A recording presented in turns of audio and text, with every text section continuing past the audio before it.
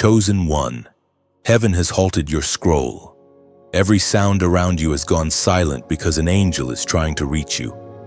Listen, this is not coincidence, not timing, not an algorithm. This is divine interruption. The breath of eternity is bent close to whisper. Stop before you swallow what they call medicine. You are not here by mistake. You were never made to blend in with the masses that move without discernment. You are a guardian of light, a vessel of divine awareness. And right now, the unseen realm leans in, warning you of something that has been dressed as healing but carries the scent of deception. The world will call it science, safety, or progress. But heaven calls it a counterfeit. There are things in this age that do not simply touch the body, they infiltrate the spirit. The angel that stands near you tonight carries a message not wrapped in comfort but in fire. Be alert, for even remedies can become rituals when they are born in rebellion. Chosen one, your intuition has been whispering already. That unease in your chest is not anxiety, it is discernment. You have felt that tension before signing, before swallowing, before trusting the label that glowed with promise. Heaven is confirming what your spirit already suspected: something is off. As the prophet once cried to the people of old, "Do not mix what is holy with what is profane." This moment is sacred because it asks for your choice. Will you listen to heaven's frequency, or the advertisement that calls itself salvation? You see, the world is addicted to quick fixes. It wants the numbness of pills rather than the purity of prayer. It prefers sedation over sanctification. But you, God's chosen one, you were never meant to live half awake. Every time you quiet your spirit to make room for convenience, the light in you flickers. And that's exactly what darkness wants: to dim your discernment, to drown your prophetic edge beneath doses of distraction. Tonight, heaven says, remember who you are. You are the voice that wakes generations. You are the intercessor whose prayer shifts atmospheres. You are the remnant that will not bow to the idol of modern medicine when it carries rebellion in its formula. The angel speaks again, not in thunder but in stillness. Check the source, for not all that heals the flesh preserves the soul. The world has called you paranoid, but heaven calls you perceptive. The spiritual ones always feel the tremor before the quake. So pause, breathe, ask God to reveal truth.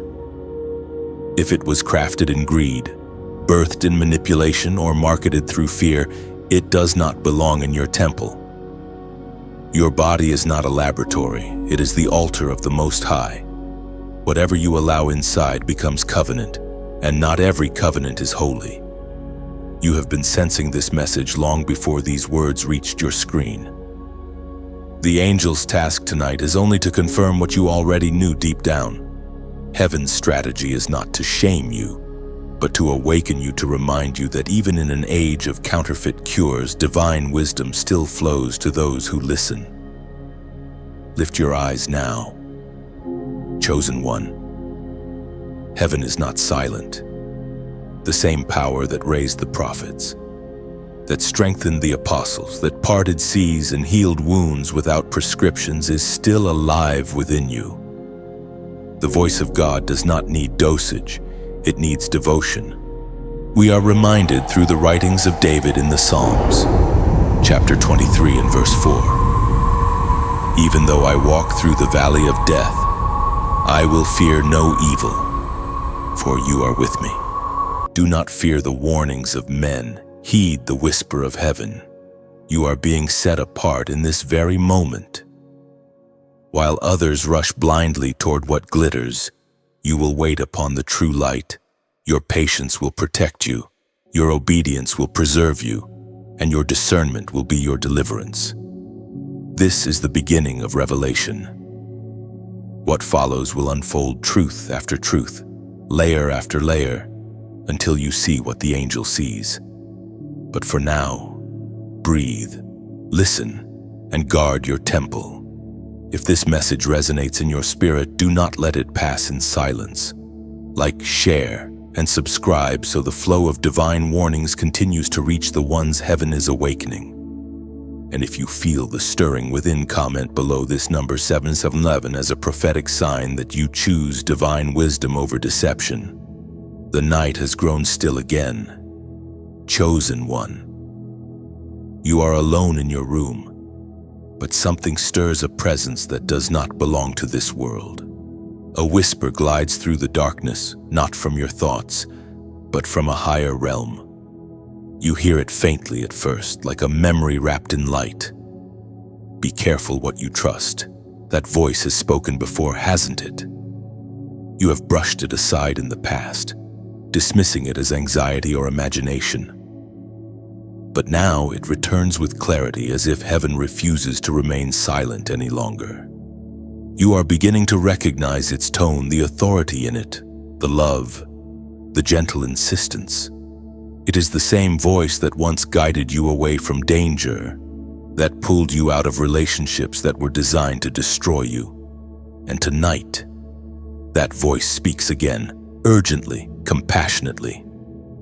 Don't take what they offer you.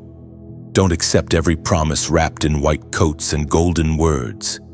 The world has a way of dulling your discernment, convincing you that faith is foolish and science is the only savior.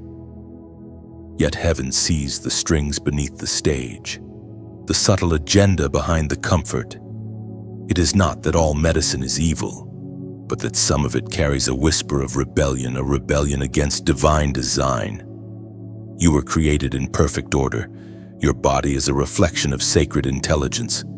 The enemy cannot create, so he counterfeits. He imitates healing while injecting confusion.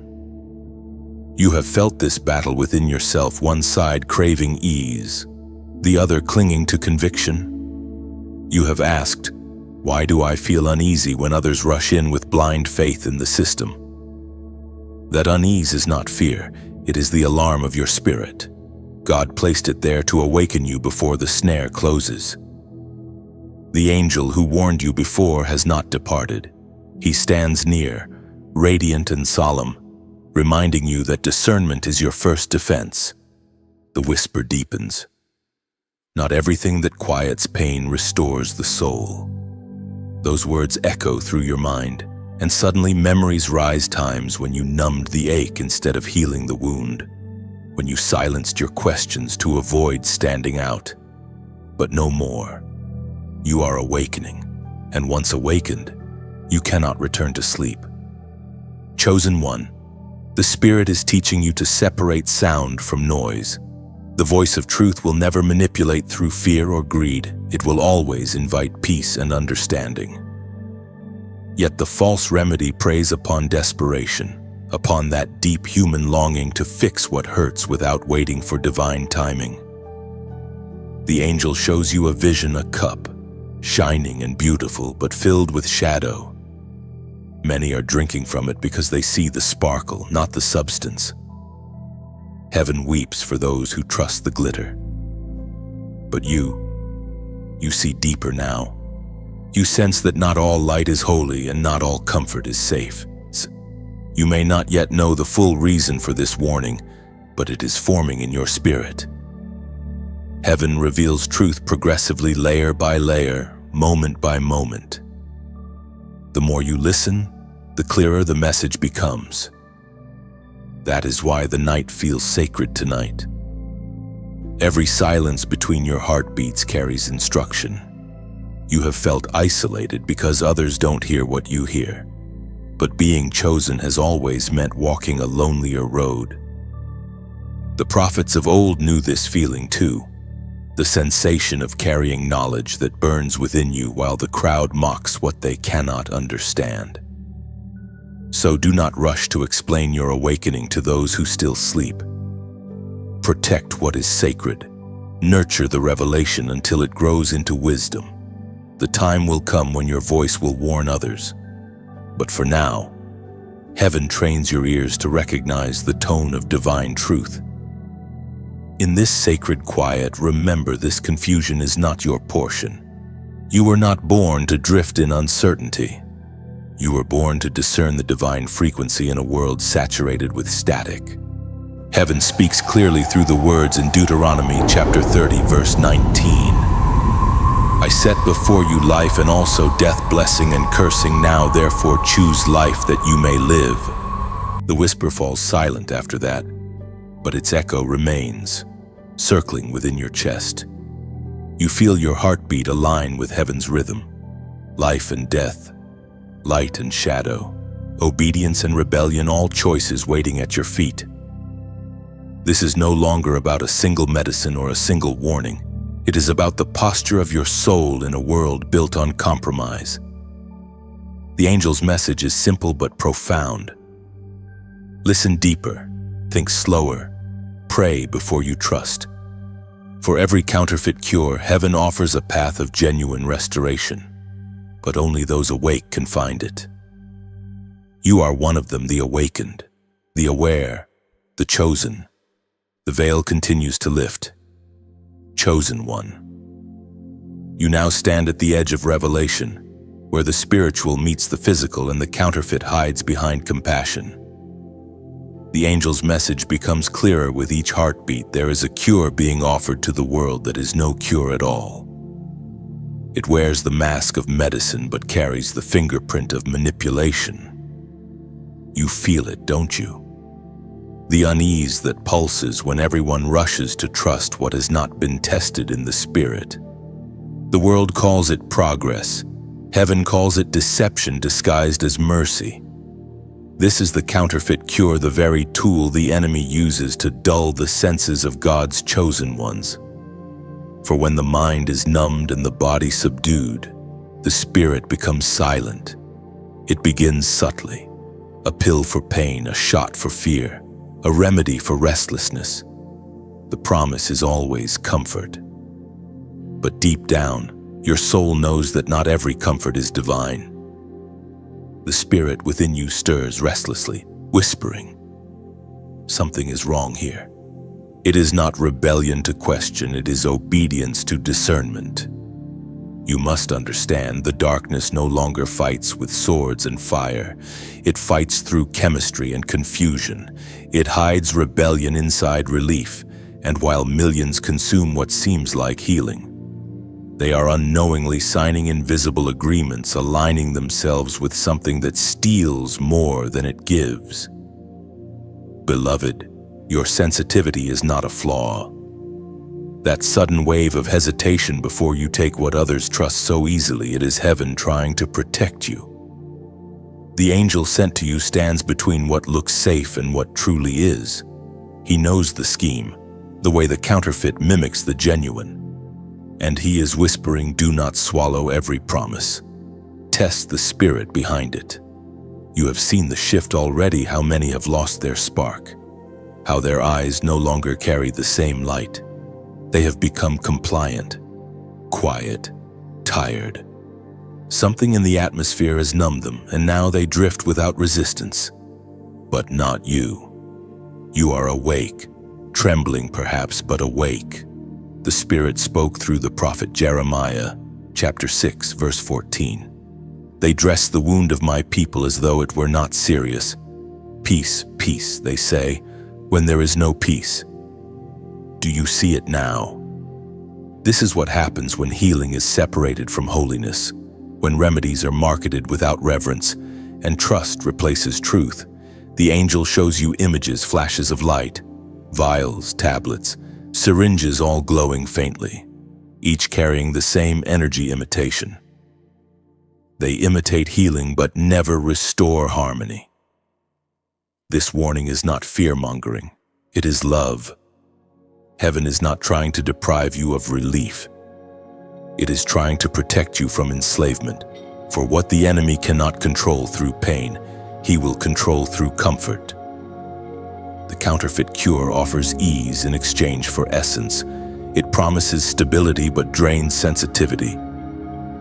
And yet, in the middle of all this, you are called to remain calm. Do not panic.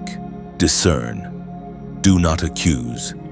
Awaken. The angel's task is not to stir chaos, but to open eyes. You are being invited to look deeper beyond the brand names, beyond the smiling faces, beyond the polished advertisements. Look at the spirit behind it. Who profits from your numbness? Who gains when the chosen fall asleep? When you ask those questions with honesty, revelation will come. Your dreams will start aligning with truth. Your intuition will sharpen. Your prayer life will ignite with fresh clarity. The more you question, the more the false systems tremble. They thrive only when believers stop asking heaven for insight. And now, chosen one, you must anchor yourself, guard your gates, what you see, what you hear, what you ingest. Your temple is sacred, and every substance that enters carries a vibration. Ask the Holy Spirit to reveal what aligns with divine order. Ask for peace before permission. For if there is no peace in your spirit, there is no presence in that product. This is why heaven sends you this message, not to scare you, but to reawaken your authority. You are not powerless in this age of deception. You carry discernment that can pierce through every lie. You carry light that exposes what others cannot see. And the more you obey that inner prompting, the stronger your shield becomes. Tonight, if your heart burns as you read these words, if something inside you says, "Yes, I recognize this warning," then respond not with fear but with faith. Let heaven know that you are listening. Comment below, "I hear you." Write it not as ritual but as recognition that you hear the whisper, that your discernment is alive, that your spirit has not been sedated by the counterfeit. When you declare it, heaven takes notice. The angel who has been speaking will mark your name among those who choose truth over illusion. You were never meant to blend in with the blind. You were sent to awaken the sleepers. The counterfeit cure cannot deceive those whose spirits burn with divine fire, and that fire is rekindling in you now. The night deepens and the revelation grows sharper. Chosen one, you have begun to see behind the curtain, to sense that every product, every prescription, every public promise carries a pulse, a spirit behind its surface. The angel beside you begins to unveil what has been hidden, the shadow behind the label. He leads you into a vision, and it is not a dream, but a disclosure. You see shelves lined with brilliance bottles that gleam like jewels under false light. Their names sound pure, scientific, noble. Yet when you look closer, their glow turns gray. The letters twist, and within them, you glimpse faint silhouettes, contracts written not in ink but in spiritual code. Each one reads the same: disconnection. You shudder. You see crowds of people lining up, hands outstretched, eager to receive what they believe will save them. They trust the label, the smiling experts, the rehearsed comfort and polished voicing. But what they cannot see is that every dose dulls their discernment. Every signature severs a strand of spiritual sensitivity. It is not poison in the flesh, it is numbness in the spirit. The angel speaks quietly. The enemy no longer wages war through open rebellion. He does it through subtle seduction. The serpent that once hissed in Eden now whispers in advertisements and research papers. His tone has changed, but his strategy has not to make the chosen question what God already called good, to replace divine dependence with man-made certainty.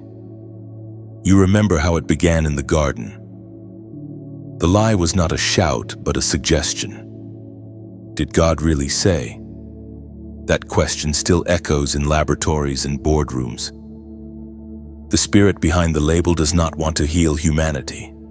It wants to harvest trust. The more people believe the system, the less they believe in heaven. Chosen one, your awakening is a threat to that system.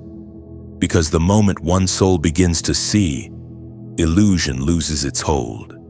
That is why you faced resistance, why your doubts have been mocked, why your discernment has been labeled paranoia.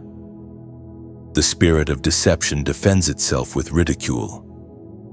But truth does not need approval. It stands on its own, eternal and immovable. The angel shows you another image, the face of the world asleep, resting on pillows of comfort while chains coil around its wrists. They are not chains of iron, but of influence. You realize then that the labels on those vials and pills are merely symbols of something deeper: dependency. A cycle designed to keep the mind docile and the heart distracted. Heaven is not condemning all medicine. No. The divine allows tools for healing, for compassion, for relief. But the warning is this: discern the origin. Some things were birthed in mercy, others in manipulation. Some were discovered through wisdom, others through greed. The enemy has learned to hide rebellion beneath the language of progress. The world calls it innovation. Heaven calls it inversion. It takes what God created to heal plants, minerals, balance, and twists them into formulas that enslave. The mind says, "This is help." The spirit whispers, "This is a hook." You must choose which voice to trust. As Jesus himself declared in the Gospel of Matthew, chapter 7, verse 15, "Beware of false prophets, who come to you in sheep's clothing, but inwardly they are ravenous wolves." Those words are not only about preachers, they are about systems, ideas, influences, and industries. Anything that hides darkness behind light wears sheep's clothing. And tonight, the angel wants you to see that even medicine can become a messenger when it carries the wrong spirit. You look again at the vision, the shining shelves, the smiling faces, the false peace. Then you see yourself standing apart. The angel's hand rests upon your shoulder, and light floods your vision. You see another shelf, higher, radiant with gold light, nature's medicine, heaven's design, water, rest, prayer, sunlight, herbs, sound, truth. The things freely given, never branded, never sold. You understand now that the war is not about products, but about perception. The enemy fights to keep humanity blind to what already heals them: divine wisdom. Once you awaken to that, the power of the counterfeit crumbles. The vision fades. You are back in your room, but the air still vibrates with the angel's presence. You realize the greatest healing was never about substances, it was about separation from illusion. The shadow behind the label is fear. But you, chosen one, were never meant to fear. You were meant to see. The angel's vision lingers in your memory like the echo of thunder after lightning fades. You can still feel the warmth of heaven's touch on your shoulder, the trembling in your chest when truth pierced through illusion. Now the message deepens. Chosen one, the silent numbing must be exposed. You have noticed it, haven't you? The weariness that clings to people's eyes, the way conversations have grown dull, laughter empty, and hearts slow to believe. Humanity is not dying, it is dozing. Something has lulled the masses into half-sleep, convincing them that comfort is freedom. But in truth, it is sedation. The angel whispers. They no longer hear the sound of their own souls. You see it everywhere: the busyness that steals silence, the screens that speak louder than prayer, the remedies that hush emotion rather than heal it. The enemy has found a quieter weapon than pain: distraction. And distraction feels like peace until the purpose fades. You, however, are waking. You feel the fog lifting. Every breath you take tonight pushes back that invisible haze that tried to cover your clarity. Heaven calls this moment sacred detox, the reclaiming of spiritual sensitivity. It is like rinsing the dust from a precious gem. Light begins to sparkle again where dullness once reigned. The angel shows you the human soul as a lamp. In its natural state, it burns brightly, fueled by divine connection. But when false remedies are consumed chemical or emotional, they drip water onto the flame. Slowly, subtly, the fire dims. The lamp still stands, but it gives no warmth. And the world calls that numbness normal. Chosen one, you were never created for normal. You were created for holy fire. That is why your heart aches when others seem content in compromise. You are not judgmental, you are awake. And the cost of awareness is sensitivity. You feel what others ignore. You discern what others dismiss. That is your gift, and also your cross. The angel's eyes shine as he speaks again. Guard your light, protect your flame. Every thought you entertain, every voice you trust, every substance you take either fuels or floods your lamp. The spiritual battle of this generation is not fought with swords, but with syringes of convenience and whispers of fatigue. The enemy does not need to destroy you if he can simply dull you. Heaven calls you back to vitality. You are being summoned to rise from the trance, to stretch your spiritual senses, to feel again deeply, divinely, dangerously alive. And when you do, others will notice. They will sense something unexplainable in you, a warmth, a glow, a frequency that makes them remember who they are. That is how awakening spreads, one burning soul reigniting another. We are reminded through the writings of David in the Psalms, chapter 18, verse 28. You, Lord, keep my lamp burning. My God turns my darkness into light. Hold that verse close. It is not poetic decoration. It is your strategy. When you feel your inner flame flickering, speak it aloud. Let it remind you that your fire does not depend on the world's approval or the world's products. It comes from a higher source, eternal and inexhaustible.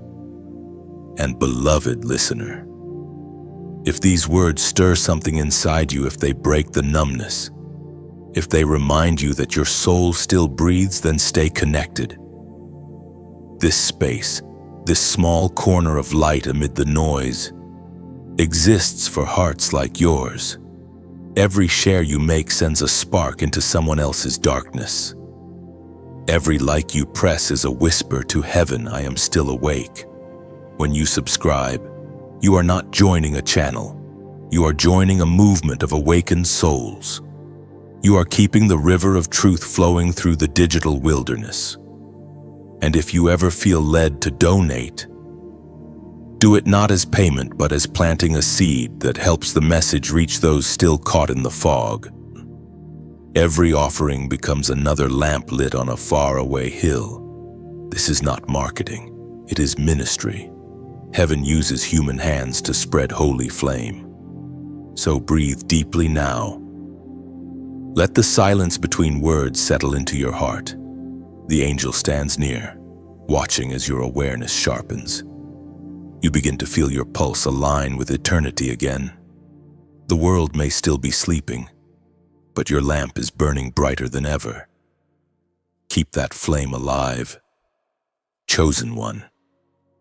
The night will grow darker before dawn, but light always multiplies in those who refuse to surrender their fire. The air feels charged tonight. Chosen one. You can sense that something unseen is moving, an energy that hums between your ribs and your spirit. The angel who has been guiding you does not speak loudly now. He stands close, his wings shimmering faintly in the dark. He has come to show you something sacred, the visitation. You close your eyes, and light floods your mind. It is not blinding, it is like dawn touching your soul. In the vision, you see a figure robed in radiant silver, holding a small vial that glows with both beauty and danger. Around the vial float symbols, numbers, and pulses of energy that rise and fall like breathing. You do not understand it all, but you know it carries heaven's code, a message, a warning, a calling. The angel speaks softly. Do you see what they call medicine in the spirit? It carries markings. Each mark tells a story. Some were written by wisdom, others by rebellion. His eyes pierce through you, but you must learn to read what the natural eye cannot see. As he lifts the vial, a light bursts from it, revealing 3 intertwined paths. One path is golden, flowing like honey, it hums with divine resonance. The second is gray, dull, mechanical. The third flickers. Switching between gold and shadow, it represents the double mind, the undecided heart. He points toward the flickering path. This is where many stand, half trusting heaven, half trusting the world. His voice trembles with compassion. You must choose your covenant, for what you ingest, you invite. You feel tears rise, not from fear, but recognition. For deep within, you know you've walked that flickering path before, torn between divine wisdom and worldly approval. But this time, heaven gives you sight to see the truth behind the illusion. The angel extends his hand, and the vision shifts again. You see numbers written in the air, 3, 16, 12, 12, 4, 44, 5, 55, and then one more appears, glowing brighter than the rest, 999. The number vibrates like a heartbeat, pulsing through the atmosphere. The angel explains, this is heaven's seal for completion and awakening. When you see it, know that the message is confirmed. It means the warning has reached the chosen. The Word of God declares in the book of Daniel, chapter 12, verse 10, many will be purified, made spotless and refined, but the wicked will continue to be wicked. None of the wicked will understand, but those who are wise will understand. Those who are wise, yes, that is you. The angel's message is not for the curious, but for the consecrated. The numbers, the dreams, the stirrings in your chest, they are all fragments of a greater revelation unfolding before you. The dangerous medicine is not just a pill, it is a pattern. It represents everything that numbs the spirit and silences the voice of heaven. Chosen one. Pay attention to your dreams from this night forward. Heaven will speak through symbols, through whispers in your sleep, through repeating signs that seem too precise to be coincidence. Write them down, for each one carries divine frequency. The vial fades from your vision, replaced by a river of light. In it, you see people washing their hands and faces, cleansing themselves from what once polluted them. You sense peace flooding the earth, not the peace of the world, but the peace that comes from obedience. The angel smiles, for he knows you understand now. Tell them, he says gently, that heaven still speaks. Tell them to listen before they swallow, to pray before they sign, to seek before they accept. Tell them not every cure is sent from the Creator. And then, just as suddenly as he appeared, he begins to fade. The glow around you softens. The hum quiets. But the message remains alive in your chest. You wake not with fear, but with clarity. You are being trained to see beyond sight, to hear beyond hearing. The angel's final whisper before disappearing rings like a bell in your mind. What you discern tonight will save many tomorrow. You open your eyes, and though your room is still, you know heaven has passed through it. The visitation was not imagination, it was instruction. If you can feel this resonance, if the words burn gently in your spirit, confirm it with your obedience. Let heaven see your acknowledgement not out of ritual, but as response. Comment below the number 999. It is not superstition, it is a prophetic act. When you type it, you're declaring, I receive the warning. I choose divine alignment. I stand with heaven's instruction. Every 999 typed becomes a banner of awakening, a signal to angels that the chosen are still listening. The visitation may end, but the message continues. The angel has passed the flame to you now. Guard it, speak it, live it. You are still trembling from the visitation. Chosen one. The echo of divine presence clings to the air around you like the scent of rain after a storm. Every breath you take carries weight now, because you have seen what few ever glimpse. Heaven has shown you what hides beneath the surface of the world's comfort, the war for your blood. The angel's warning reverberates through your thoughts. What enters your bloodstream becomes a covenant. Those words haunt and heal at the same time. You begin to realize that this battle is not only about flesh or health, it is about agreement. Every covenant is an exchange of ownership, and the enemy understands this principle well. He knows that if he can influence what you consume, he can influence who you become. Your blood, sacred, ancient, divine, was never meant to be defiled by what carries rebellion. It is not simply biological, it is spiritual. Within it flows memory, identity, and power. The life of your spirit moves through that river, pulsing in rhythm with heaven's original design. That is why the adversary targets it. For the same reason Pharaoh once targeted the infants of Israel, to stop a generation that carries deliverance in their DNA. You begin to see the pattern now. Every era of awakening has been met with a weapon disguised as protection. In one age, it was idolatry. In another, ideology. Now it appears as medical advancement, cloaked in empathy but rooted in exploitation. What the world celebrates as innovation, heaven sometimes weeps over as infiltration. You remember the vial from your vision, the glow, the markings, the power it carried. The angel's words return. Some things enter through your veins but never leave your spirit. You understand that the war is not fought with syringes alone. It is fought through belief. The body obeys what the mind accepts, and the mind submits to what the spirit allows. That is the true battlefield. Chosen one. The covenant of your blood was sealed long before the world offered its version of salvation. It was sealed by sacrifice, by divine love that flows through eternity. When heaven looks at you, it does not see molecules and cells, it sees lineage, calling, light. That is why the angel came to remind you that your blood remembers its source. It recognizes holiness and resists corruption. There is a mystery in this, how the physical reflects the spiritual. When you accept what was made in rebellion, you invite dissonance into your being. When you walk in obedience, your very biology begins to harmonize with divine rhythm. The world calls it health, but heaven calls it holiness. You sit in silence now, thinking of how many have been deceived, not out of malice, but out of fear. Fear of pain, fear of death, fear of being left unprotected. The enemy has always traded in fear, it is his currency. But you have been given a different spirit, one that does not bow to fear's empire. The apostle reminds us in his letter to the Corinthians, chapter 6, verse 19. Do you not know that your bodies are temples of the Holy Spirit, who is in you, whom you have received from God? You are not your own.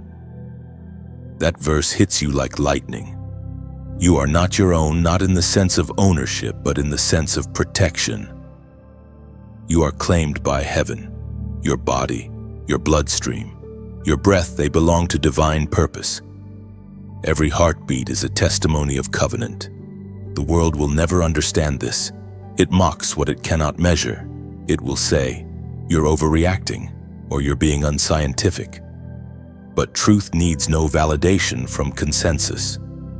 The prophets stood alone before kings. The chosen always appear foolish until history proves them faithful. So you breathe, slowly, intentionally.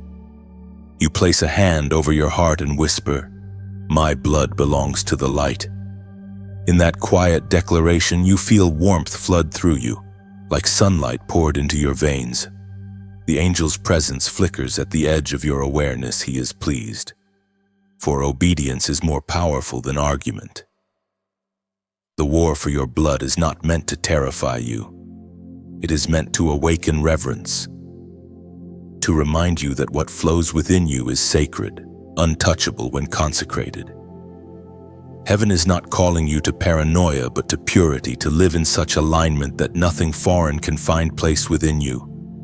Outside, the world continues its noise, its schedules, its headlines. But within you, a new awareness has been born. You are no longer merely surviving, you are consecrating. Every choice you make now becomes a declaration: my covenant stands with heaven.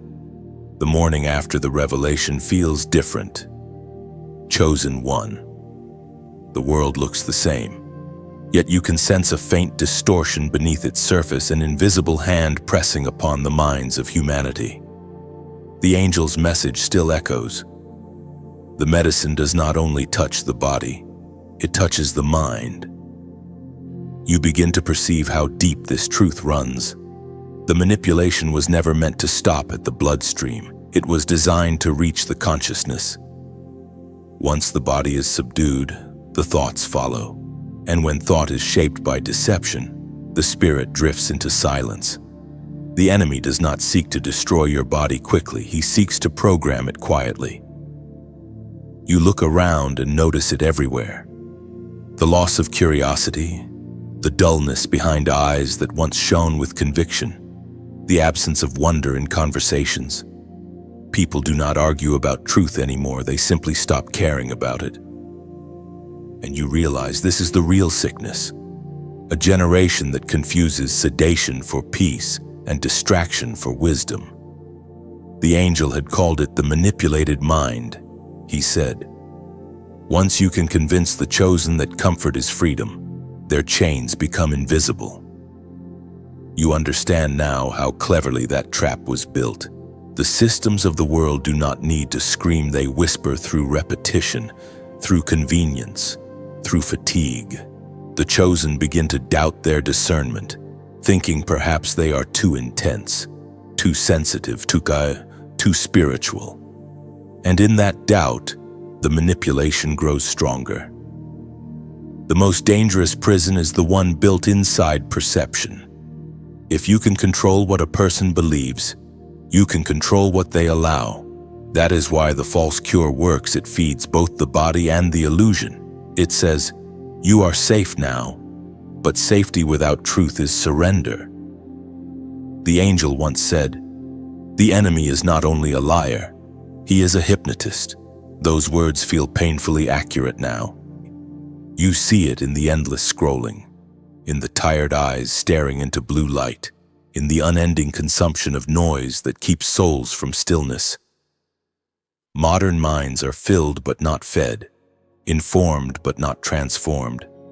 That is the work of pharmakia, not simply in pills, but in philosophies that drug the soul with indifference. You recall how the prophets spoke of this age when truth would sound strange and deception would sound soothing.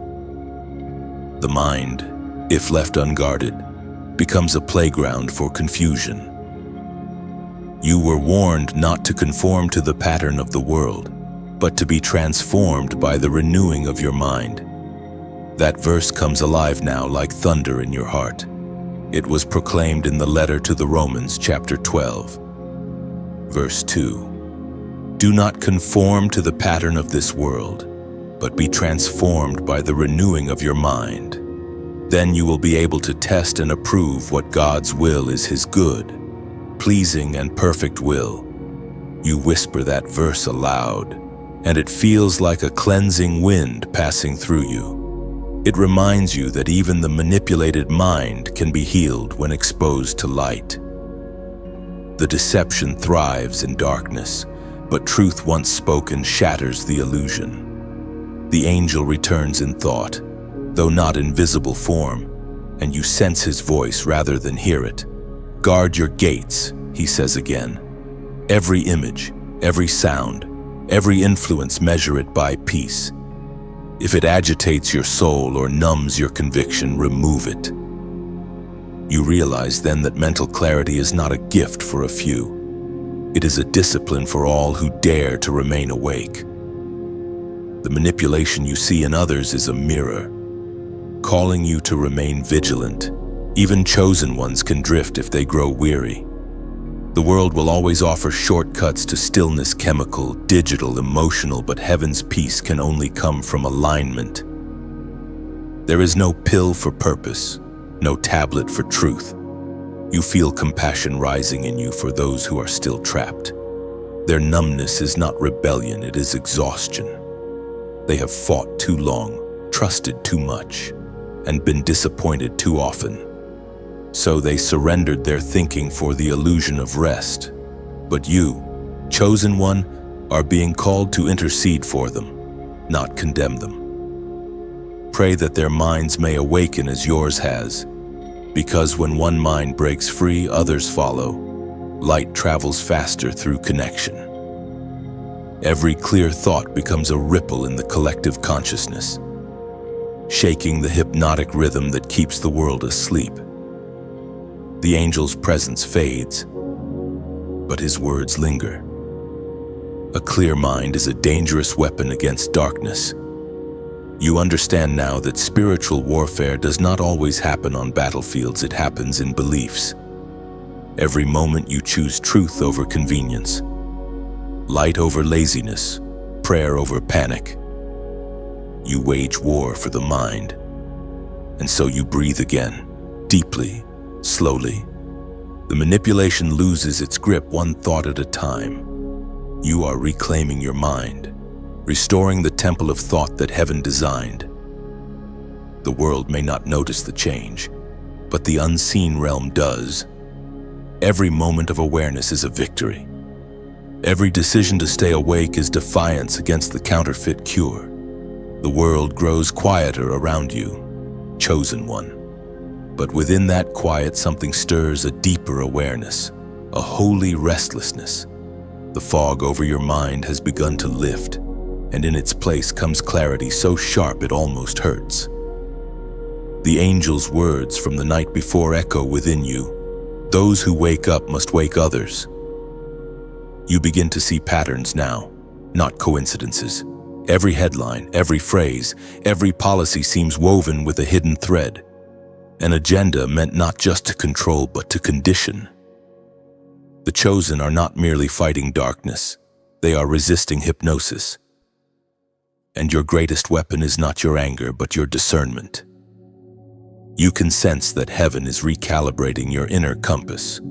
The more truth you receive, the more deception becomes visible. It's as if you've been given new eyes that see the invisible patterns beneath polite lies. You feel both the weight and wonder of this awareness. It's not easy to carry light in a world that loves shadows. But you were never made for ease, you were made for truth. The awakening begins quietly. It starts with a thought, a dream, a whisper that something is not as it seems. Then it builds a series of divine coincidences that no longer feel random. Every symbol, every verse, every repeated phrase begins to form a language of revelation.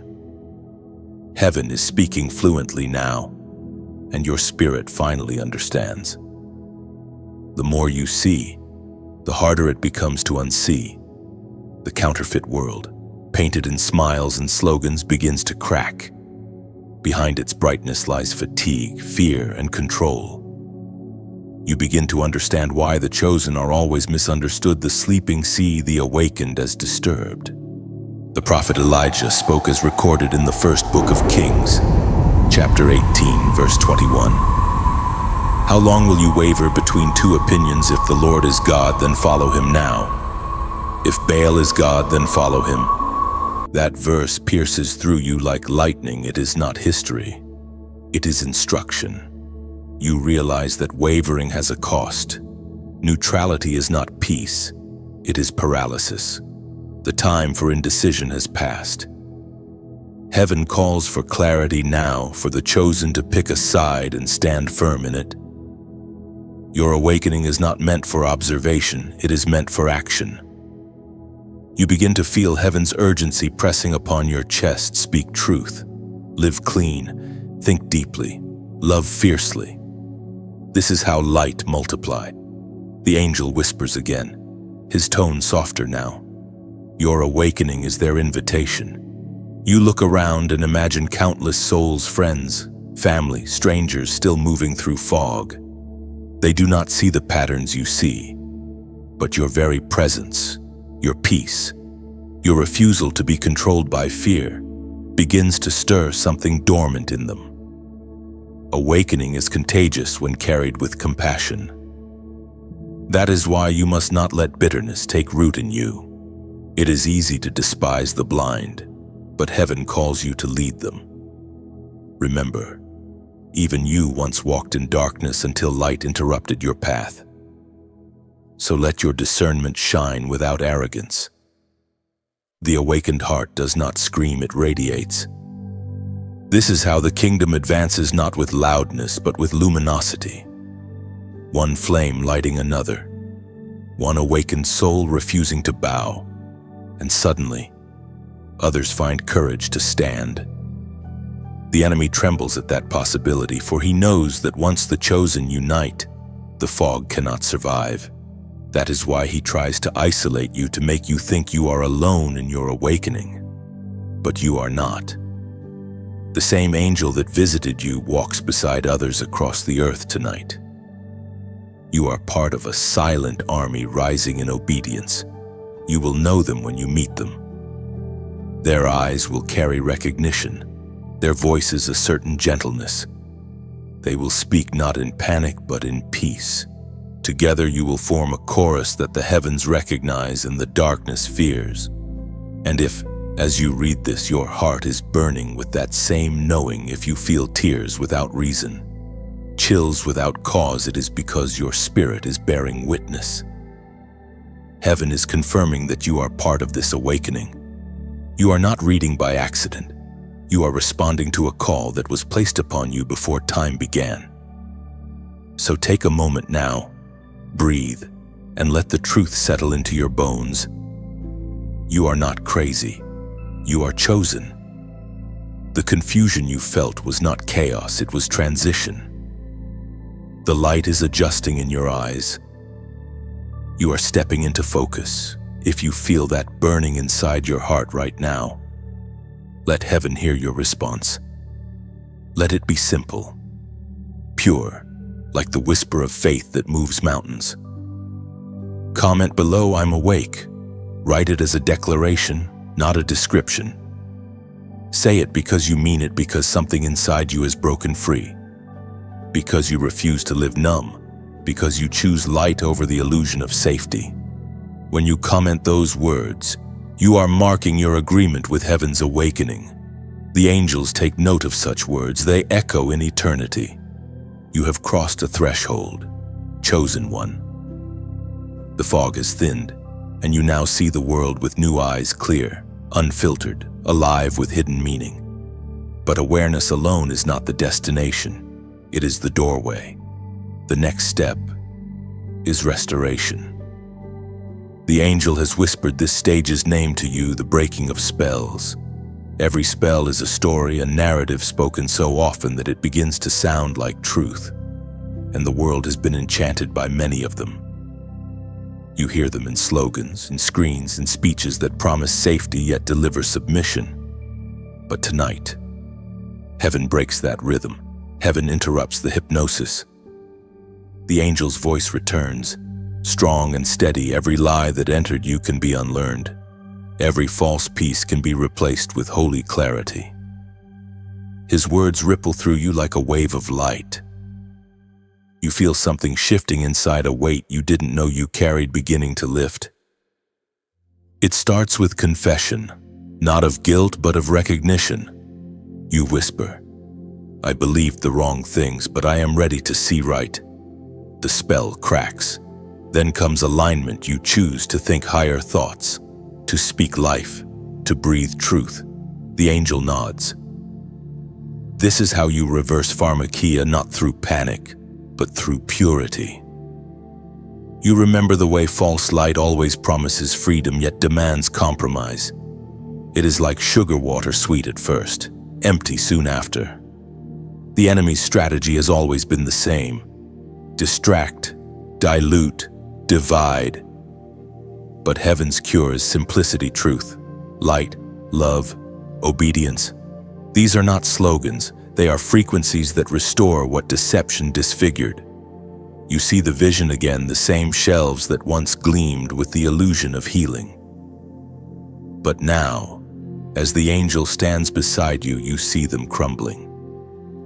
Every counterfeit cure begins to disintegrate under divine exposure. The labels peel away, revealing what lies beneath fear, greed, dependency.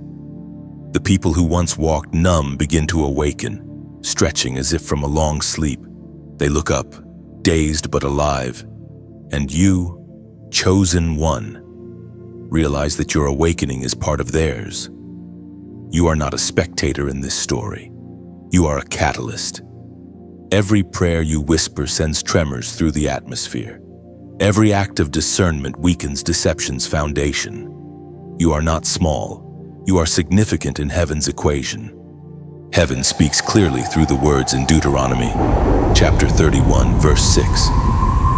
Be strong and courageous. Do not be afraid, the Lord goes with you. He will not leave nor ever forsake you. That verse breathes courage into you. It reminds you that this battle is not yours alone. The unseen realms fight alongside you, angels of truth, light, and restoration surrounding every step you take. And if these words reach you right now, let them do more than stir emotion. Let them plant conviction. Because spreading light is not a solo mission. Every spark must find another wick. This message is not meant to end with you. It is meant to move through you. When you like these words, it is more than approval, it is agreement. You are saying, I stand with light. When you share, it's not algorithmic, it's prophetic. It's a ripple in the spiritual current, sending truth to someone else who is still caught under the spell. And when you subscribe, you are not joining a channel, you are stepping into a stream of revelation, a community of the awakened who refuse to return to sleep. This flow of messages, these words from heaven, are lamps being lit in living rooms, in cars, in quiet bedrooms around the world. Each one pushes back the dark. Some, moved by gratitude, may even choose to donate not as transaction but as offering. Think of it as tending the fire. Every gift keeps the flame burning brighter, allowing the message to reach souls still bound in silence. When you give, you become part of heaven's echo. The angel smiles as you understand this. He said, light does not stay still, it travels. Every act of support is a doorway for someone else's deliverance. And now, as the spell continues to break, you feel it, the heaviness lifting from the atmosphere around you. The lies you once believed no longer grip you. The fear that once whispered, what if, now fades beneath a stronger sound, the hum of freedom. Chosen one, your awakening is contagious. Every truth you live becomes a weapon, every act of generosity a spark. The world needs more flames, and heaven has placed one in your hand. Carry it well, keep it burning, and when you see another walking through the fog, light their way without hesitation. The dawn arrives softly. After nights filled with revelation and trembling, the morning light feels gentle, almost sacred. It does not rush you. Chosen one, it rests upon your face as if heaven itself is saying, breathe again. You are not the same person who first heard the warning. Something within you has shifted. Your awareness has matured into wisdom. The angel's voice returns, steady as sunlight. Now that you see clearly, remember why you were given eyes to see. It is not only to detect danger, but to protect holiness. His words settle in your heart like roots sinking into fertile soil. You realize this next truth is not about warning, it is about worth. The Spirit calls it the sacred temple reminder. You place a hand over your chest, feeling your heart beat, an ancient rhythm that began before you were born. Each pulse declares that your body is not a mistake of biology, but a masterpiece of divine architecture. The angel calls it a temple, and in that one word, everything changes. You see yourself differently now, not as fragile flesh, but as a living sanctuary. The world has forgotten this truth. It treats the body like a machine to be repaired, replaced, or upgraded. But heaven sees it as an altar, a place where spirit and matter meet.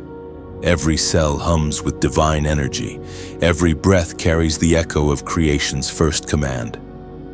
Live. That is why the enemy wages such war upon the flesh, because he cannot dwell in what is consecrated.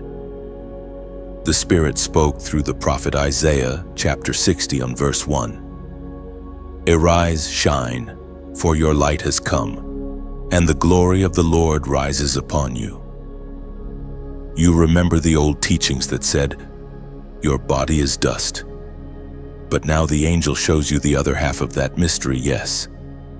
Dust, but dust breathed upon by God. Dust, yet divine. The enemy cannot replicate that breath, so he targets the dust instead, hoping to contaminate what carries the divine spark. Every time you choose obedience, your temple strengthens. Every time you refuse the counterfeit, the light in you expands. The angel explains that holiness is not restriction, it is protection. The boundaries heaven sets are not cages, they are walls of fire around something priceless. You think of the Holy of Holies in ancient times, the place where presence rested. So powerful that even priests trembled before entering. The angel says softly, that presence is within you now. Suddenly you understand to mistreat your body, to fill it with what deadens the spirit, is not just physical neglect, it is spiritual vandalism. You see flashes of your past, the times you ignored your body's cries, the seasons you drowned your exhaustion in distraction, the moments you silenced conviction with comfort. Yet instead of shame, you feel grace. Heaven does not condemn you for ignorance. It awakens you to honor. This is redemption, not reprimand. You breathe slowly, deeply. The air itself feels cleaner, as though your awareness has purified the space around you. You begin to grasp that holiness is not separation from the world, but integration with heaven. It is the constant acknowledgement that your body, your thoughts, your actions are sacred instruments of divine expression. The angel's eyes gleam with tenderness. You have been entrusted with a temple. Guard it, not out of fear, but out of love. He continues, do not allow what is unholy to inhabit holy ground. Darkness flees when the temple remains lit. You ask quietly, how do I keep it lit? He answers, by what you let into your body, your mind, your heart. The temple is kept pure through awareness, worship, and alignment. Feed it with what feeds heaven truth, rest, peace, purity, gratitude. Reject what demands your surrender in exchange for comfort. His words feel like water over flame, cooling yet kindling at once. You sense the weight of responsibility, but also the sweetness of purpose. To care for this vessel is not vanity, it is worship. The light around you brightens. The angel raises his hand, and the air vibrates with reverence. You realize this is not just a message, it is a renewal. Heaven is rededicating your temple, restoring every part that was once wounded by ignorance or intrusion. You whisper in awe, I am the temple of light. The angel smiles, for truth has taken root. Outside, the day unfolds quietly, but within you burns a new reverence. You understand now your body is not merely yours. It is God's dwelling place, the carrier of covenant, the home of holiness. And because of that, nothing unclean, no deception, no false remedy will ever have authority over you again. The day stretches on, golden and silent. The angel's presence lingers not as a vision this time, but as warmth in your spirit, as peace that hums through your bloodstream. You feel watched over, guided, protected. Yet even in that peace, something stirs a whisper of confirmation. Heaven is not finished speaking. The message is circling back for the warning confirmed. For days you have noticed strange alignments, numbers repeating, songs that echo the same phrases, faces appearing at precise moments. Some call it coincidence, but your spirit knows better. Heaven is speaking again through patterns. Every repetition is not randomness, it is resonance. You see the same symbol twice, the same dream 3 times, the same feeling each morning before dawn. And when you finally ask heaven, "What are you saying?" the answer comes not in thunder but in stillness. "I am confirming what I already told you." The angel appears again, radiant but solemn. "The human mind forgets easily," he says. So heaven repeats. Each sign you see is a reminder that the message remains active. He extends his hand, and before you, scenes unfold like ripples on water. You see moments from your past, the first warning, the first whisper, the unease you once ignored. Then flashes of the recent days, numbers glowing, dreams repeating, confirmations layered upon each other until they form a pattern too precise to deny. The angel smiles. The faithful always receive confirmation before the culmination. You are being prepared not to fear, but to act. You nod slowly. The repetition no longer frightens you, it steadies you. It is heaven's way of saying, "Stay the course."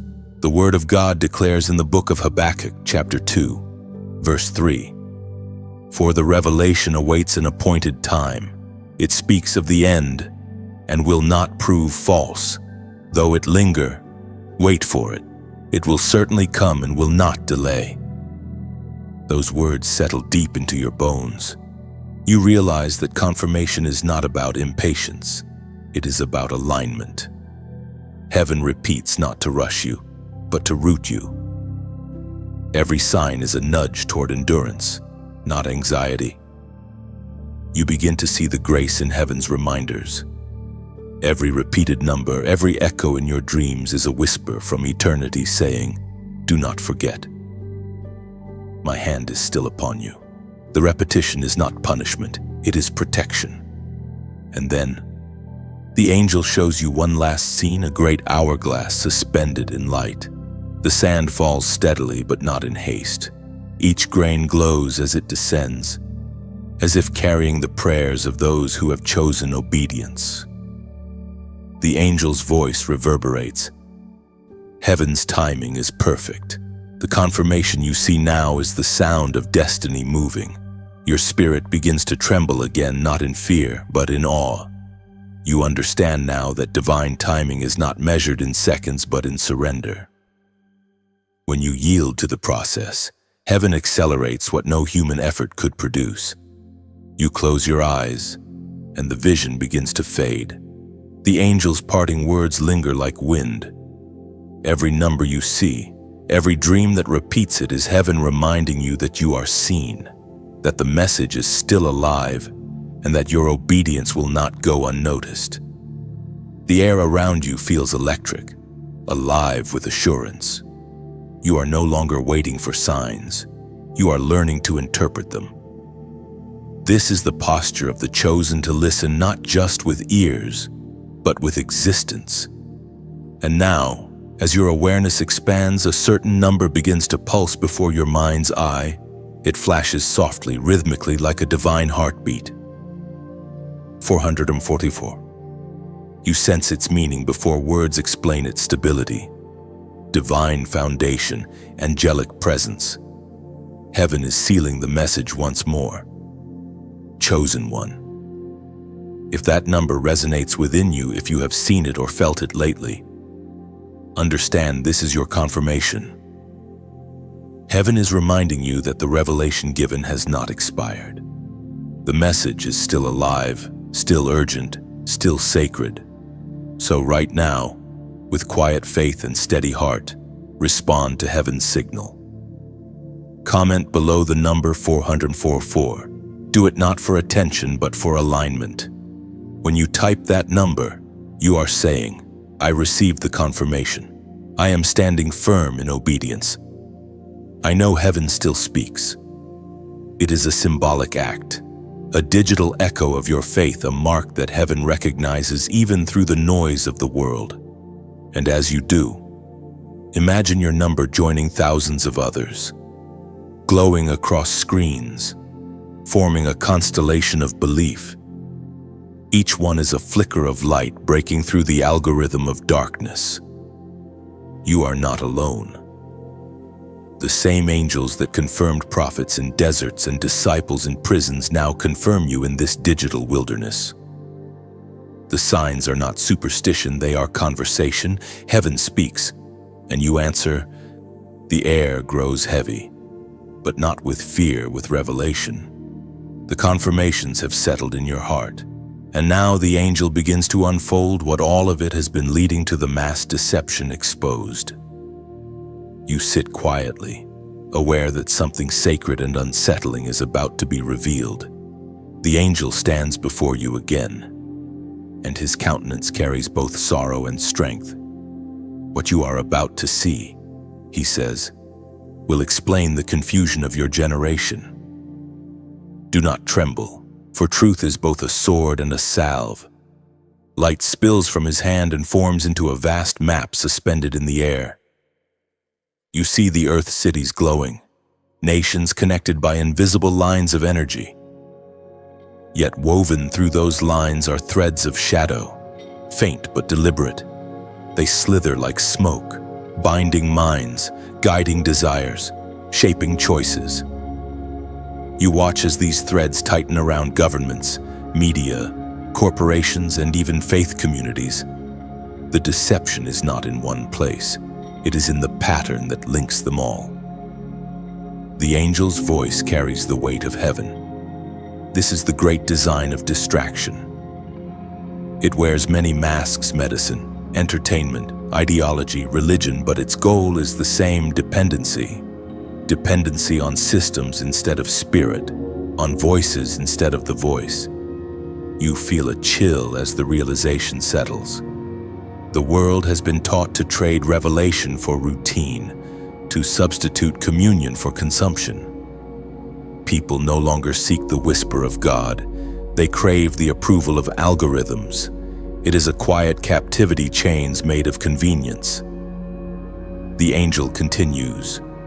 Darkness does not always destroy. Sometimes it comforts. It convinces humanity that captivity is care. It offers peace that costs presence.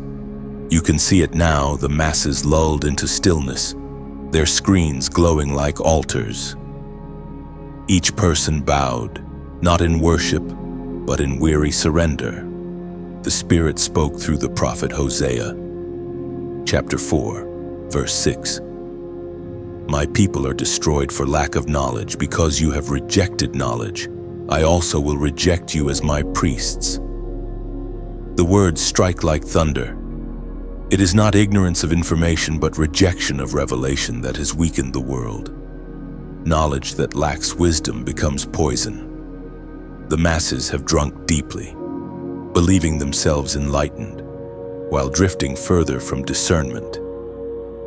You watch as the angel points to certain lights on the map, souls who still glow brighter than the rest. These are the chosen, he says softly. They are not many, but their purity pierces the grid. Through them, heaven breathes. You recognize what he means: those who still listen, who still question, who still pray before acting, the few who are willing to stand apart for the sake of light. The angel lowers his gaze. The deception works best when truth is diluted, not denied. When good men mix their conviction with comfort, the enemy wins ground without battle. His eyes lift again.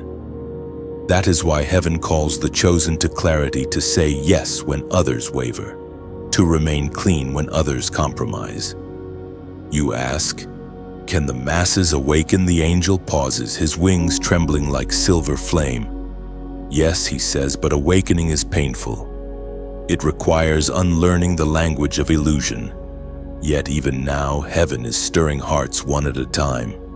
Truth is contagious, and light, once lit, spreads. You think of the people you know, friends who mock your discernment, loved ones lost in the comfort of the system. The thought aches, but the angel's hand rests on your shoulder. Do not despair, he says. Your awareness is not isolation, it is assignment. You are not called to condemn them, but to carry the torch that guides them home. His words ignite something fierce within you. You realize that revelation is not privilege, it is responsibility. To see is to serve. To know truth is to bear its weight. The chosen are not elevated, they are entrusted. The angel gestures toward the map again. The shadows tremble as beams of light begin to pierce through from scattered points, chosen ones rising across the continents. The darkness retreats in fragments, unable to contain the awakening. This, he says, is the future, not domination by deceit, but deliverance through devotion. The remnant will rise, and what was hidden will be declared. The vision fades, leaving you breathless. You understand now that the enemy's most dangerous weapon has never been violence, it has been persuasion. But heaven has equipped you with sight, and sight breaks spells.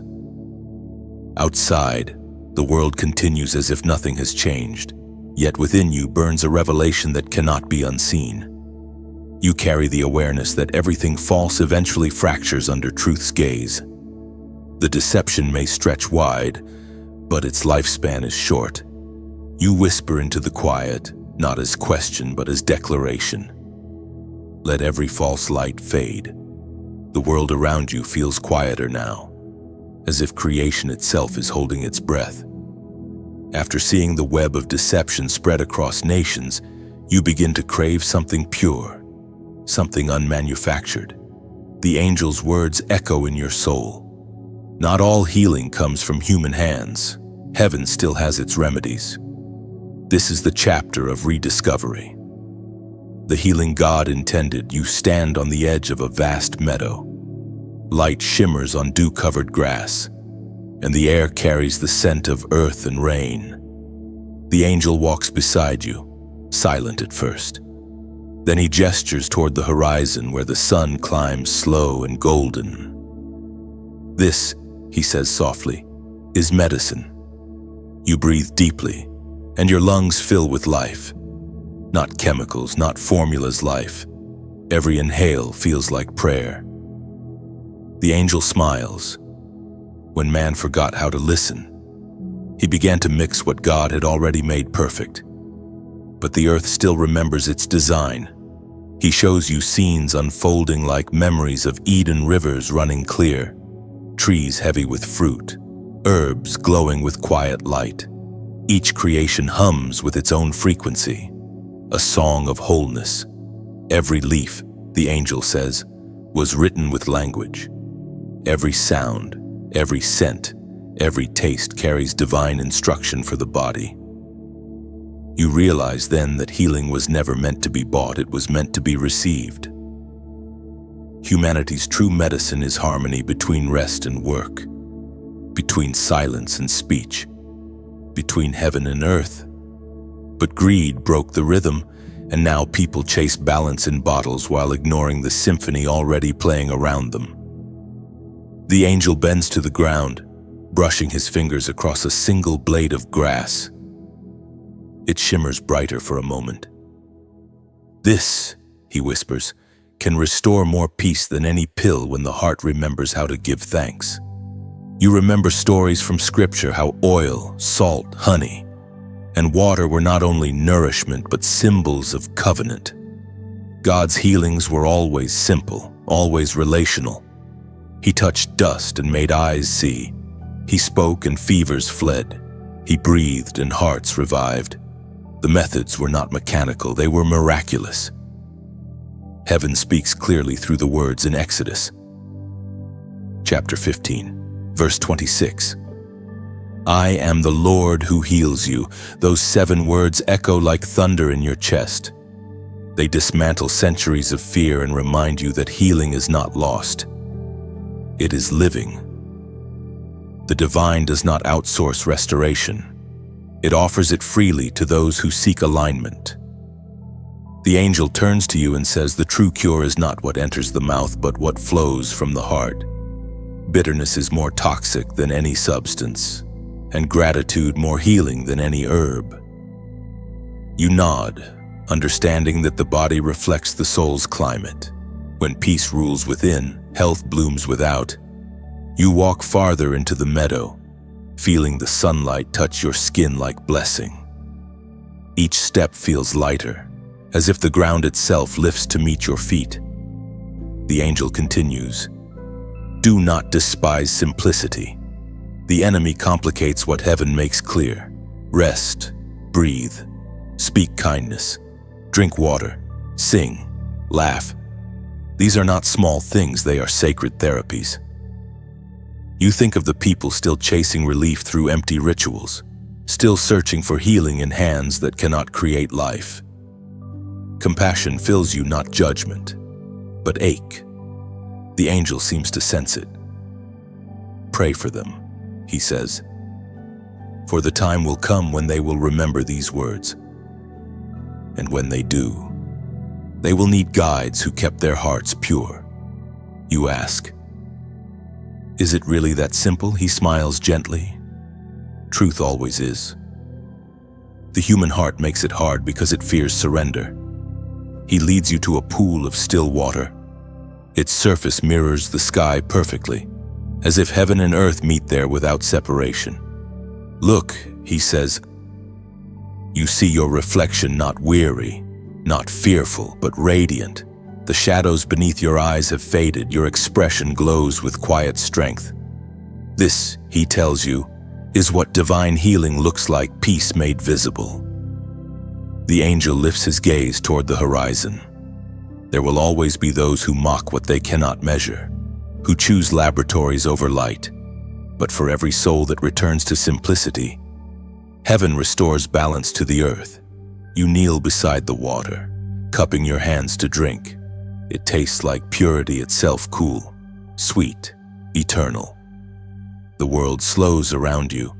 You realize healing is not something you wait for. It's something you return to. The sunlight fades into deep amber as evening settles once more. The meadow that once glowed with peace now feels solemn, expectant, as if creation itself is watching what you will do next. The angel's words still hum through you. Healing is not the end, it is the beginning of obedience. You stand at a crossroads, chosen one. One path glitters with comfort, the familiar rhythm of a world that says, blend in, keep quiet, don't stir the waters. The other is narrow, rough, edged with sacrifice, but it shines with truth. Heaven calls this moment the call to stand apart. You sense that every revelation you've received was meant to bring you here. The vision of the vial, the warning, the breaking of spells, it all led to this choice. Will you live as one awakened or fade back into the crowd that sleeps standing up? The angel's voice returns, not booming but firm. Separation is not isolation, he says. It is sanctification.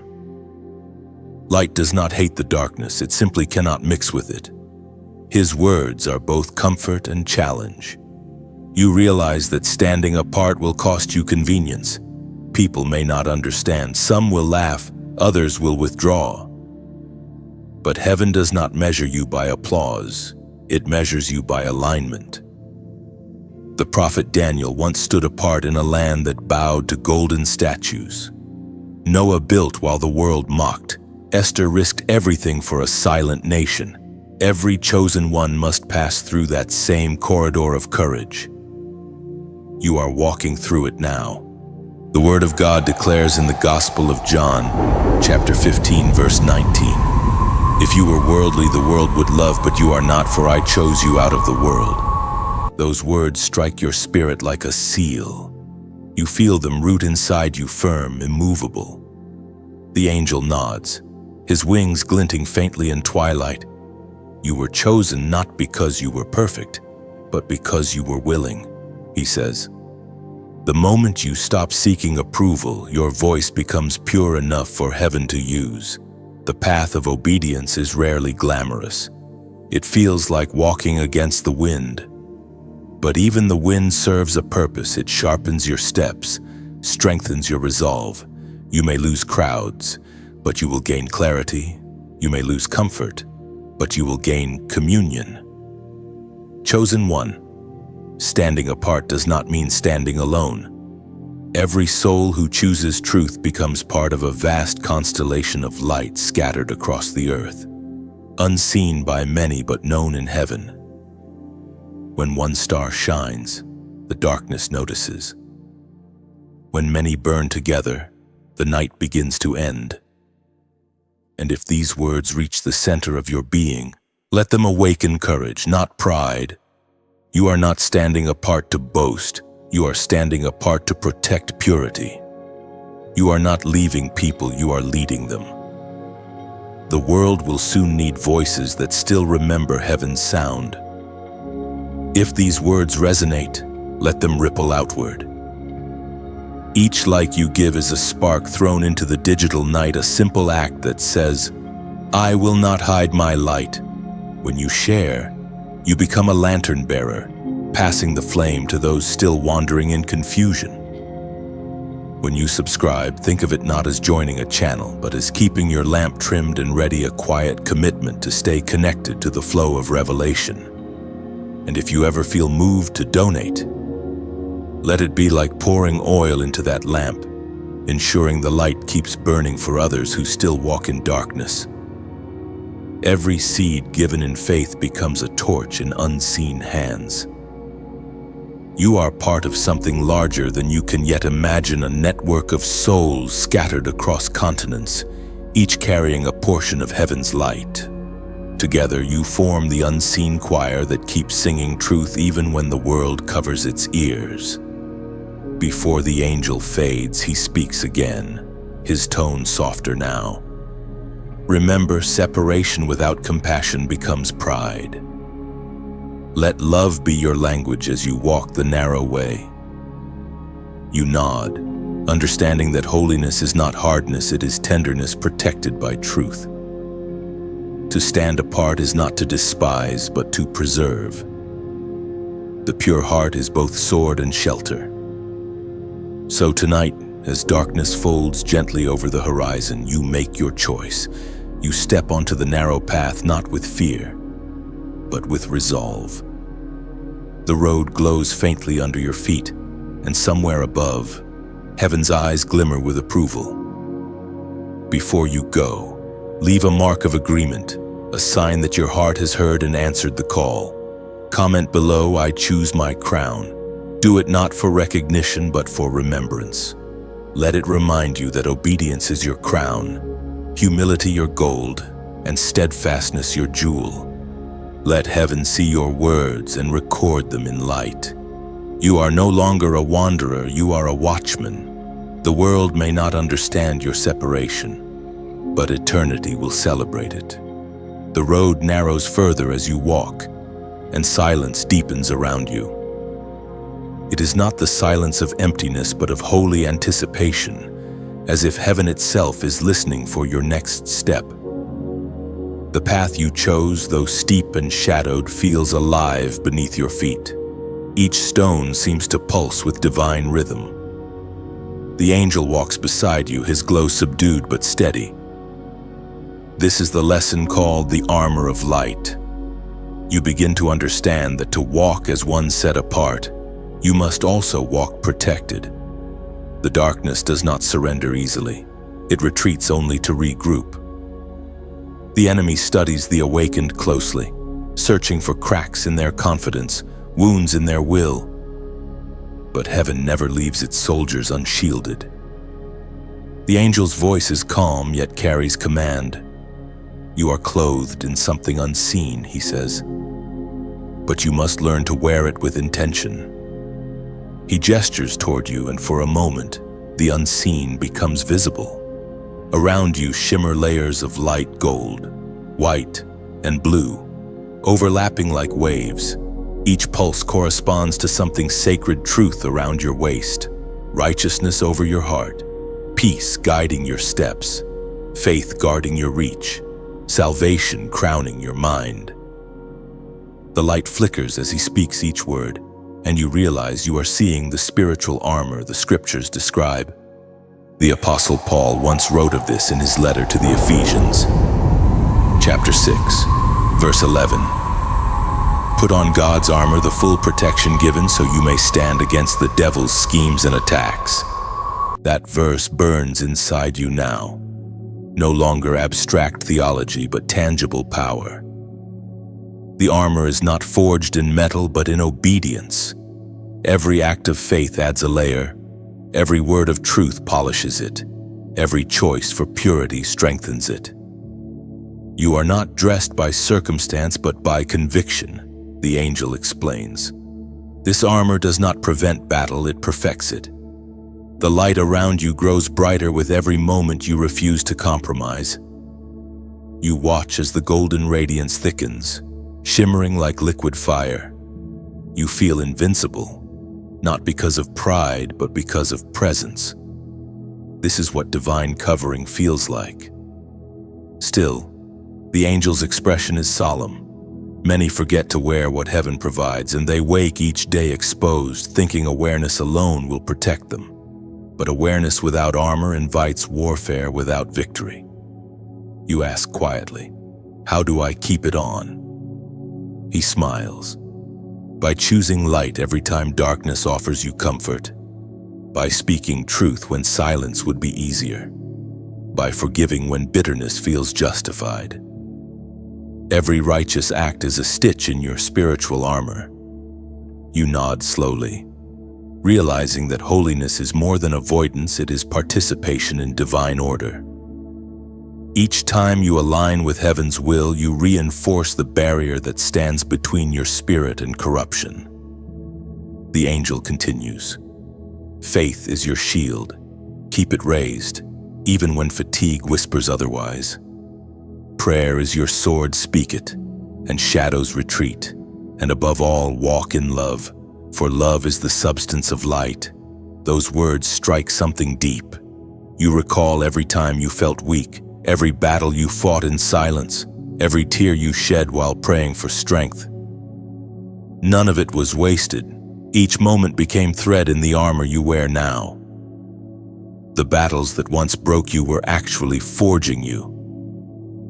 You look down again and see how the light moves with your breath, as if the armor is alive.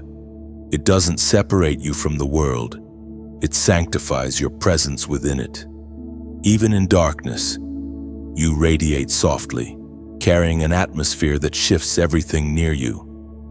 The enemy cannot stand where you stand, because light has jurisdiction over shadow. The angel lifts his hand toward the sky. You are not a victim of the times, you are a vessel of eternity. The darker the hour grows, the more vital your illumination becomes. He pauses, watching as your surroundings begin to ripple with unseen activity, currents of light and darkness intertwining like waves in motion. The war is not ending, he says, but you are learning how to walk through it unburned. You breathe deeply. The air tastes of rain and redemption. You understand that your task is not to flee darkness, but to disarm it through love, through truth, through presence. That is what the armor of light is for, not to hide, but to shine without fear. As twilight falls, the angel begins to fade again, but before leaving, he speaks one last command. Do not remove your armor to please those who fear its brightness. The night deepens to its quietest hour. The stars above seem closer than before, each one a silent witness to what heaven has been shaping in you. The air hums faintly, and your spirit knows this is the closing of the revelation, the final warning and blessing. The angel returns not as a distant vision, but as light unfolding from within you. His voice no longer echoes from the sky, it rises from your own spirit. You have become the vessel through which heaven now speaks. It is time, he says, to complete the circle. You stand upon the same ground where it all began, the place where the first warning reached you. The wind moves through the trees like whispered memory. The air itself feels sacred, charged with the tension between ending and beginning. You realize that this moment is not a conclusion, but a coronation. The angel's face glows brighter, his form larger, more radiant than ever before. You have heard, he says, you have believed, and now you must choose. You ask, choose what he answers. Choose life, as heaven commanded long ago. Choose truth over tradition, obedience over opinion, light over illusion. The world will soon tremble, and every false comfort will be stripped bare. Only those rooted in truth will stand unshaken. You feel the gravity of his words press upon you. It is not fear, but holy urgency. Every vision, every whisper, every number, all of it has been leading here. The dangerous medicine, the manipulated mind, the silent numbing, all were fragments of a greater war between imitation and authenticity. The angel is no longer warning of a single deception, but unveiling a final truth. The age of imitation is collapsing. The ground trembles softly under your feet. You look to the sky and see streaks of light, angels moving across dimensions like sparks of living fire. This, the angel says, is the gathering of the faithful. Heaven is positioning its chosen for the great unveiling. You ask, what happens when the veil lifts? His eyes burn like molten gold. Those who walked by sight will stumble. Those who walked by faith will see clearly. The counterfeit will crumble, and the true will rise. His wings open wide, and you feel wind surge through your spirit. Every cell in your body seems to sing. You remember the words spoken in the book of Revelation, chapter 21, verse 5. He who was seated on the throne said, "Behold, I am making all things new." You whisper them aloud, and something in the atmosphere shifts. The angel nods. Yes, all things new. But to receive the new, you must release what was false. He stretches out his hand, and from his palm bursts a beam of light that envelops you. It is warm, fierce, alive. You feel every lie dissolve, every lingering fear, every residue of compromise melting away. What remains is essence, clarity, truth. You stand bare before heaven, yet completely clothed in glory. The angel speaks again. You are no longer the warned, you are the witness. Go forth not in noise, but in presence. Let your peace preach louder than your words. Let your purity expose deception without speaking a single accusation. Let your existence become evidence that heaven still reigns. The words fill you like fire and honey. You realize now that the angel was never sent merely to protect you from one danger. He was sent to awaken the warrior and the healer within you, to remind you that the divine does not dwell in distant skies but in consecrated hearts. The world beyond the vision begins to shimmer, as if time itself bends around you. You sense the weight of eternity pressing into the present moment. It begins again, the angel whispers. Every generation receives a warning, and with it, a promise. You have received both. You bow your head, tears of understanding flowing freely. You are no longer afraid. The same power that once called prophets and parted seas now courses through you, not as pride, but as purpose. The angel raises his hand in blessing. Carry what you have seen with humility. Let no bitterness corrupt it, no arrogance distort it. You were chosen not to be exalted, but to illuminate. The light around you flares one last time, blinding and beautiful. When your vision clears, the angel is gone. The world is still. Only a faint golden shimmer lingers where he stood, fading like dawn into day. You look to the horizon. A new sun rises soft, unhurried, holy. It bathes the land in radiance. And for the first time in your life, you truly understand peace. This is not the peace of avoidance, but of alignment. Heaven and earth meet in your heartbeat. The final warning has become a blessing, and the blessing has become your assignment. You whisper into the morning light, I am awake. I am alive. I am chosen. And heaven answers through the wind. Then go and shine. The vision fades, but its echo remains a golden hum that lingers in your chest long after the angel's light has dissolved. The journey has completed its circle, yet the message continues to live through you. You can feel it even now, the fire, the calm, the certainty that you were never merely an observer in this revelation. You were its purpose. Every word that stirred you, every image that awakened you, was heaven knocking at the door of your destiny. You have seen truth unveiled. You have walked through shadows and emerged clothed in light. Now the question is not whether you were chosen, it is what you will do with what you've been shown. If these words have spoken to your soul, if you have felt that unmistakable vibration of truth within you, don't let it end in silence. Share this light. Let others feel what you felt, the certainty that they, too, are not forgotten by heaven. When you like this message, it is more than agreement. It's acknowledgement that your spirit recognizes truth.